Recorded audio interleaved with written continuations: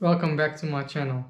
In today's video, I'm going to be sharing with you my incredible journey of how I went from being fat to being a healthy, fit person, all thanks to calisthenics. So if you're someone that's fat or overweight, or just wants to get started with calisthenics but doesn't know where to start, this video is for you. I'll be sharing what worked for me, what didn't work for me, the struggles that I went through, and some tips for you guys to follow to ensure that you achieve good results on your calisthenics journey. So just over a year ago, I began my fitness journey, but prior to that, I never worked out before in my entire life, and it got to a point where I became extremely fat and overweight. My clothes were no longer fitting me. Friends could even see it in my face how fat I became, and it was honestly really bad. I was the type of guy that would wear a shirt at the beach because I was embarrassed of the kind of body I had. My man boobs would stick out, my belly would pop out. So I was even the type of guy that wouldn't go to the gym because I was worried about what other people would think. So it got to a point where I just decided that's enough, and I luckily enough came across calisthenics and used that as my vehicle to become fit, strong, and healthy. So how I came across calisthenics was basically on YouTube, I would imagine. I saw videos about people doing all these cool stuff like handstand push-ups, muscle ups, planche, all this good stuff, and I was like, damn, that's impressive. Because let's be honest, calisthenics it's cool, you know. And aside from being cool, you develop insane strength with calisthenics, especially if you do weighted calisthenics, which is also what I do. So when it comes to getting started with calisthenics, if you're someone that's overweight, it all comes down to two main things. The first thing is your diet. Now, when it comes to your diet, it has to be on point for you to achieve the results you want. And if you're someone that was fat like me, your main goal would be to lose that weight. And in order to do that, you need to be in a calorie deficit. That basically means you need to consume less calories than your body needs.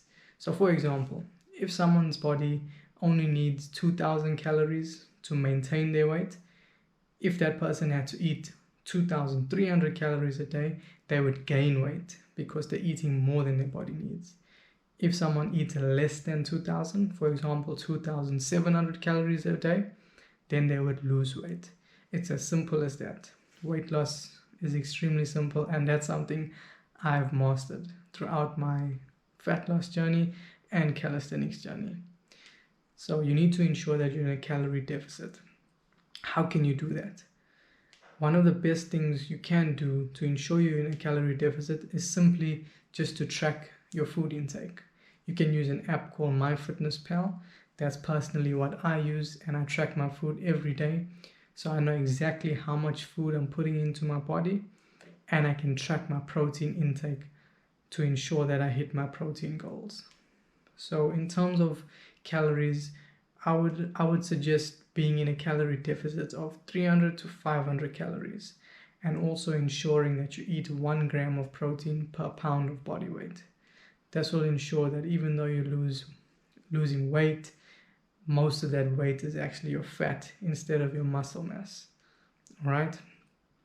So that's basically how your diet should look like. And if it's tough for you to eat less calories than you need, it could be tough at first, but some things you could try to help sustain your hunger throughout the day is to drink a lot of water, drink coffee when you're feeling hungry. That really helps to make the hunger go away. You could also try intermittent fasting, which is something I used when I started out my fitness journey. It's basically you have a fasting window and you have an eating window, and you only eat inside that eating window. My eating window was 11 a.m. to 7 p.m. So I would only eat in that eating window. So if you follow those tips, it's pretty likely that you will lose weight and then become a healthier, lighter version of yourself. You also want to ensure that you're eating low calorie, high protein meals. This will make it much easier for you to feel full throughout the day and also to hit your protein goal.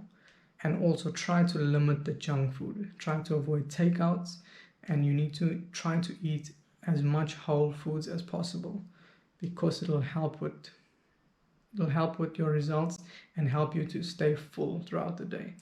Because when you eat junk food, you can eat like a lot of food, and then next thing you know, you're hungry again. Just to give you an example, in a decent amount of Fruit Loops, if you have that for breakfast, decent amount with some milk, that could be around 1,000 calories, which is absolutely insane. I was blown away when I just found that out recently, compared to having 6 eggs for breakfast, which would be around half of that. And you're getting so much of protein in the eggs, but with the Fruit Loops, there's like no nutritional value. So just simply changing the types of food you eat will also help you tremendously. Next, we're going to talk about your training. So now that diet is out of the way, we're going to talk about how your training should look like as someone that's starting out with calisthenics. Now, I know if you got into calisthenics recently, you've seen all these guys on YouTube and online on TikTok doing all these crazy calisthenics skills, and I know that you also want to do that, and you will get there one day, but you should first prioritize focusing on getting stronger with the basics in calisthenics, because if you have good basics, it makes learning those skills much easier. Think about it like a house. If a house has a strong foundation, then it's not going to just fall apart when it's bad weather, right? So learning the basics is like having that strong foundation. And the skills in calisthenics is basically like designing the house or decorating the house once it's already built. So when it comes to basics, that's going to be getting stronger at the key movements of calisthenics basics, which is dips, pull-ups, and squats, right? So if you're really new to calisthenics and you're fat, it might even be hard for you to do a pull-up like it was for me. When I started, it was extremely tough. I think my maximum amount of pull-ups I could do was like 2 pull-ups, if I was lucky. Even dips were really hard for me. 5 dips was like a challenge for me. It was really tough. So if that's you right now, you can still do the workout. For example, you can still do dips, but you need to focus on the easier progression of the movement, right? So let's take pull-ups, for example. If it's hard for you to do a few pull-ups, or if you can't even do 1 pull-up, then you need to do an easier progression, such as pull-up negatives or isometric hold, meaning that you hold your chin above the bar for as long as you can. Or with the pull-up negatives, you jump above the bar, put your chin above the bar, and you come down as slowly as you can. That's 2 good workouts that you can use to get stronger at pull-ups. You can also do Australian pull-ups, which is similar to a normal pull-up, but it's where your body is more horizontal. I'll put a video up on the screen of an Australian pull-up. So if you're at that level, you need to focus on getting stronger at those movements. And then over time, once you develop strength in that, you'll find that you can now do your first pull-up or maybe a few pull-ups. And once you can do those few pull-ups, then it comes down to working on increasing your pull-up numbers, right? And once you can get to like 10 to 15 pull-ups, now you can move on to doing weighted pull-ups, which is the next progression. And that's where you will see insane gains in your back muscles, because you're basically adding extra weight to your body and you're doing reps. So at the time of recording this video, my personal best for pull-ups is 25 kg weighted pull-ups for 7 reps. So, and that's coming from someone that could barely do pull-ups just over a year ago. And also, I also went through an injury. That's also something I wanted to talk about. Don't rush your progress, right? So what I mean by that is, if you're struggling to do dips, it's okay to do the easier version. Don't think you're wasting your time. Like, even for pull-ups, if you can only do 3 pull-ups, or if you can only barely do 2 pull-ups, don't go there and just struggle to do those 2 pull-ups. Take a step back, work on the negatives, work on Australian pull-ups, work on isometric holds. Over time, you're going to develop strength in those muscles for you to actually do a decent amount of pull-ups. And then you can progress to increasing your pull-up numbers. But don't jump straight into trying to do weighted pull-ups when you can only do a few normal pull-ups, is what I'm trying to say. Because you're going to lead to getting injured. It's going to lead to you getting injured, especially if you rush into skills. That's why it's amazing to first get strong at basics. Meaning, if your weighted pull-up is strong and your weighted dip is strong, when it comes to learning skills, it's going to be much easier. I can speak from experience because I just learned the muscle up recently. And I say learned the muscle up, but I didn't really learn it. I just was able to do it without even practicing for the muscle up, because I got strong at weighted pull-ups, right? I focused on getting strong at the basics, and then the muscle up just came naturally, right? I never practiced the muscle up. I didn't do negatives for muscle up. I just got strong at weighted pull-ups, and when I tried to do the muscle up, boom, I got it. Because I've developed such strong pulling strength, the muscle up became easy to do, you know? So that's why it's so important to focus on the basics. Get the basics down. Your time will come when you can do the skills, right? And even when you get to the skills, take your time with them. Don't rush. Don't overtrain, right? Take rest days. It's important to have a schedule in place as well. So don't be those guys that just do random stuff on random days.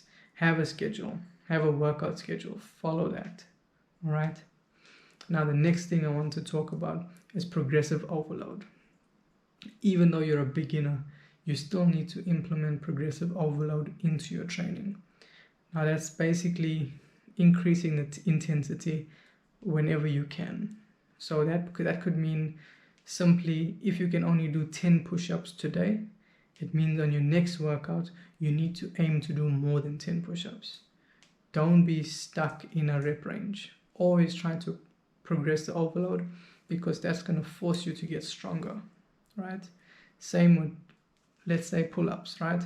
If you only can do 5 pull-ups today, on your next pull-up workout, your goal is to do more than 5, right? And do as many as you can, even when it gets tough and you feel like it's too hard for you to do another rep.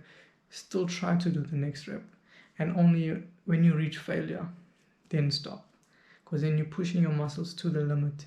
You're forcing them to get stronger, so that when you come back to the gym the next workout, you'll be able to hit more pull-ups.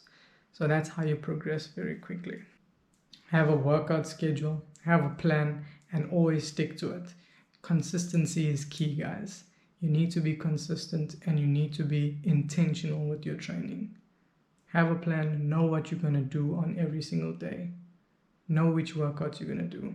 Know what reps you need to aim for before you even start the workout. The day before you start the workout, know what reps you're going to do the next day, or what you're going to aim to do the next day, right? And just work on getting to the next level, right? We all start somewhere, right? I could barely do dips when I started, right? And now my best with dips is 40 kg weighted dips. And my body weight at the time of making this video is only 54 kgs. So that's like around 70% or more of my body weight that I'm able to dip for 10 reps. But I never just wake up one day and was able to dip that amount. I started doing normal dips. Now, I could do normal dips because I wasn't like extremely overweight, so normal dips were still okay for me. So I started with normal dips. Once I could do about 15 normal dips, I started with weighted dips, lightweight, like 5 kgs. And then once that was a big challenge for me, I increased to 10 kgs. Once I hit my rep range goal on that, I went to 15 kgs, and over time, now I'm currently at 40 kgs. So I'm excited to see what the future holds for me, because if you look at my previous video, I mentioned that I'll link the video somewhere on the screen if I figure out how to do that. I'm still new to this YouTube stuff, but yeah, in my previous video I mentioned that I'm completed my weight loss journey, and I've got down to a low enough body fat percentage for me to now decide and commit to a lean bulk. So the physique I've achieved now was only from being in a calorie deficit.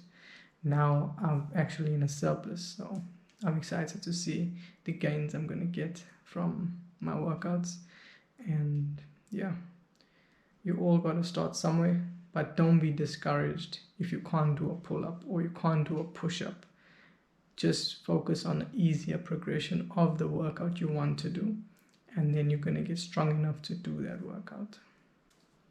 So if you're watching this right now, I hope that you're excited to start your calisthenics journey or improve on where you're currently at. Because when you start seeing results on your journey and you start to see that you're getting stronger and feel it, meaning that a few months ago you couldn't do a pull-up and now you're doing 15 pull-ups, you're going to feel amazing. The amount of confidence it's going to give to you, the amount of mental strength you're going to gain from that is really insane. So you just have to stay consistent, stay disciplined, and keep working hard. You will definitely achieve your goals. And if you need any help, feel free to leave a comment on the video. I'll be more than happy to answer your questions that you have. And if you need more personal help and one-on-one guidance and support, I'll be more than happy to help you on your journey, whether it's just with weight loss or getting started with calisthenics. So if you would like that, feel free to book a free call with me by clicking the link in the description. Aside from that, I hope you enjoyed the video. Please do like, share, comment, and subscribe. And I'll look forward to seeing you guys in the next one.